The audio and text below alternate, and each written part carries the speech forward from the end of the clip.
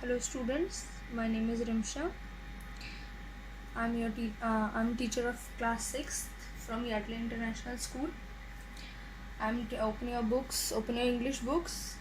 I hope आपको याद होगा कि हम चैप्टर 1 पढ़ रहे थे आपके इंग्लिश रीडर का, which name is Mulla Nasruddin and crook neighbour.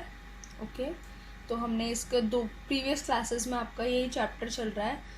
तो आई होप आपको पुरानी वाली जो स्टोरी होगी वो याद होगी. मैं आपको दोबारा रिकॉल करवा देती हूँ कि इसमें हम एक जो इसका मेन कैरेक्टर है वो है Mulla Nasruddin and the other character is the crooked neighbour, it means the dishonest neighbour, जिसने मुल्ला नसरुद्दीन का घर खरीद लिया. और सिर्फ एक मुल्ला नसरुद्दीन के घर में एक नेल थी, एक कील थी, जिसकी ओनरशिप अभी तक मुल्ला नसरुद्दीन के पास ही है. उन्होंने इस शर्त पे ही अपना घर बेचा था कि उस जो नेल होगी उसकी ओनरशिप मुल्ला नसरुद्दीन के पास ही रहेगी. तो अब वो उस शर्त को मानकर जो क्रूग नेबर है उन्होंने वो घर खरीद लिया है. और अब हमने प्रीवियस क्लास में पढ़ा था कि मुल्ला नसरुद्दीन आते हैं और एक दिन आकर अपनी टर्बन यानी कि अपनी पगड़ी उस कील पर टांग के चले जाते हैं, जिसकी बहुत हैरानी होती है उस नेबर को. तो उसने क्या कहते हैं, तो उसने बोला, वो पूछता है कि तुम यहाँ पे ये क्यों अपनी पगड़ी छोड़ के जा रहे हो, अपनी टर्बन क्यों छोड़ के जा रहे हो. तो मुल्ला नसरुद्दीन ने जवाब दिया कि मैं ऐसा कर सकता हूँ क्योंकि जो नेल है, जो कील है, उसकी ओनरशिप मेरे पास है अभी तक, तो मैं ऐसा कर सकता हूँ. तो यहाँ तक हमने पढ़ा था, यहाँ से हमें आज कंटिन्यू करना है. तो देखिए 2 weeks pass from before Mulla Nasruddin next visit, मतलब वो जो अपनी टर्बन को नेल पर टांग के चले जाते हैं उसके बाद उसके 2 हफ्ते बाद मुल्ला नसरुद्दीन दोबारा आते हैं वहाँ पर. और आके जैसे वो एंटर करते हैं तभी एकदम से वो जो नेबर होता है वो उसको बोलता है गुड मॉर्निंग मुल्ला, मतलब उसे विश करते हैं, good morning Mulla, you have come to take back your turban, I presume, मतलब मैंने एज्यूम करा है, वो प्री एज्यूम कर लेता है कि वो तुम ज़रूर यहाँ पे अपनी टर्बन वापस लेने आए हो. तो वो ऐसे बोलते हैं कि वो मैं होप कर रहा हूँ कि तुम अपनी टर्बन वापस लेने के लिए आए हो. तो वो बोलते हैं no thank you my dear friend, नहीं बिल्कुल नहीं मेरे प्यारे दोस्त, नहीं मैं अपनी लेने नहीं आया हूँ, अपनी टर्बन वापस लेने नहीं आया हूँ. I have come to see my nail, मतलब मैं यहाँ पे अपनी कील को देखने आया हूँ कि वो जो मेरी कील है वो ठीक है या नहीं. तो वो बोलता है कि मैं यहाँ पे अपनी टर्बन वापस नहीं लेने आया हूँ, मैं अपनी नेल को देखने के लिए आया हूँ कि वो क्या है, ठीक है या नहीं. Once again he touched the nail and stared at it for some time, मतलब वो फिर से अंदर आता है, अपनी नेल को टच करता है और थोड़ी देर तक उसे घूरता रहता है. स्टेयर्ड मतलब उसको लगातार देखते रहने को हम बोलते हैं स्टेयर्ड. ठीक है, आप नोट डाउन कर लो, छोटे छोटे वर्ड्स हैं, आपको पता होना चाहिए कि छोटे छोटे वर्ड्स का मीनिंग क्या होता है. तो ये रहा स्टेयर्ड, आप इसे नोट डाउन कर लो, इसका मीनिंग होता है लगातार देखते रहना या घूरना. ठीक, तो वो जाता है और अपनी नेल को टच करता है और उसको लगातार थोड़ी देर तक दिखता रहता है. Then he hung a scarf with this turban and turn to leave, तो फिर वो क्या करता है, उस टर्बन के साथ अपना एक स्कार्फ टांग देता है. ठीक है, उसके पास एक स्कार्फ होता है, वो उसको टांग देता है और वापस जाने के लिए मुड़ जाता है. तो अपनी टर्बन के ऊपर ही डाल देता है उसको. The crooked man was not amused, but there was nothing he could do when Nasruddin claimed he was only taking care of his dead father's nail. The crooked man जो है उसे अच्छा नहीं लगता, he was not amused, मतलब उसे अच्छा नहीं लगता देखकर कि वो अपना स्कार्फ, अपने टर्बन उसके घर पे छोड़कर जा रहा है.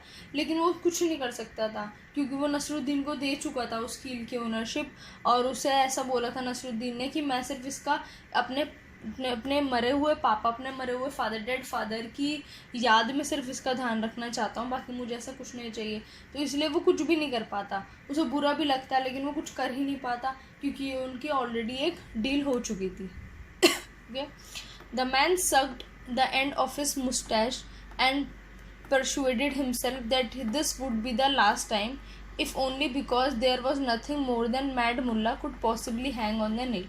तो मैन को, उस जो आदमी है उसको बहुत बुरा लगता है बहुत बुरा लगता है, लेकिन अपने आप को मतलब वो थोड़ा काम करने की कोशिश करता है कि चलो कोई बात नहीं। उसे लगता है कि ये लास्ट टाइम होगा। अब ये पागल मुल्ला जो है, because there was nothing more than a mad Mulla, ये जो पागल मुल्ला है ये नेल के ऊपर और ज़्यादा से ज़्यादा क्या ही टांग सकता है, सिर्फ क्या ही रख सकता है, तो सिर्फ वो ये 2-3 चीज़ें ही डाल सकता है।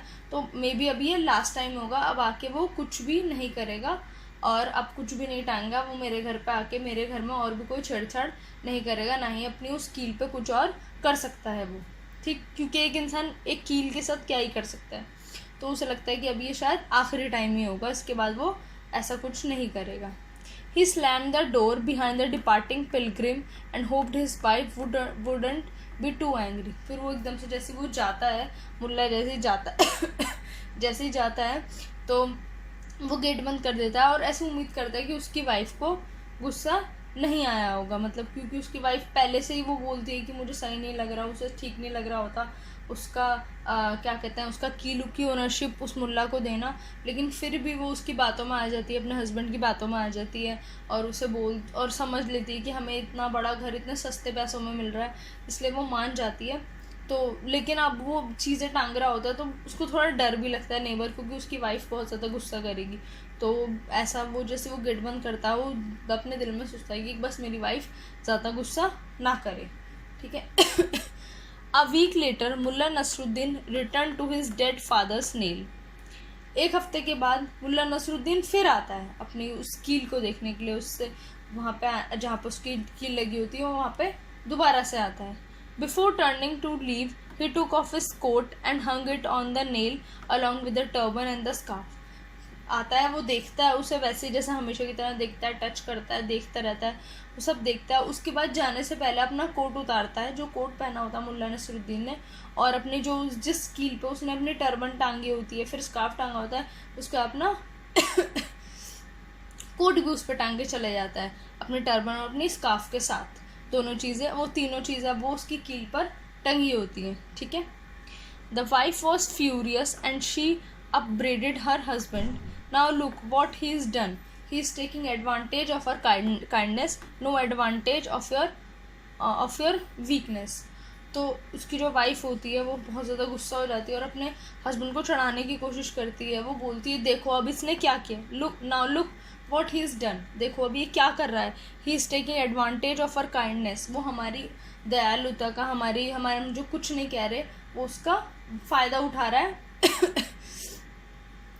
और क्या कहते हैं, इसे वो सोच रहा है कि हमारी कमज़ोरी, हमारी दयालुता को, हमारी अच्छे दिल को वो हमारी कमज़ोरी समझ रहा है और अपनी चीज़ों पे चीज़ें उस कील पे टांगे जा रहा है। तो इस मतलब जो उसकी वाइफ होती है, नेबर की जो वाइफ होती है, वो बहुत ज़्यादा गुस्सा हो जाती है और वो उसे ऐसा बोलती है कि तुम इसका कुछ करो, क्योंकि बहुत ज़्यादा अभी हमारी काइंडनेस का बहुत ज़्यादा फ़ायदा उठा रहा है। But what can I do? The unhappy husband chewed at the ragged end of his mustache. तो फिर वो बोलता है लेकिन अब मैं क्या करूँ, बहुत ज़्यादा गुस्सा आ रहा था उसके हस्बैंड को भी, अपना गुस्सा दबाता है, वो अपना एक च्यू करने लगता है। जब वो गुस्सा आता है तो हम अजीब सा वो बड़बड़ाने लगता है मुंह के अंदर, और वो बोलता है अब मैं क्या करूँ, मैं क्या कर सकता हूँ, क्योंकि गुस्सा सिर्फ उसकी वाइफ को नहीं आ रहा होता, उसके नेबर को भी उतना गुस्सा आ रहा होता है।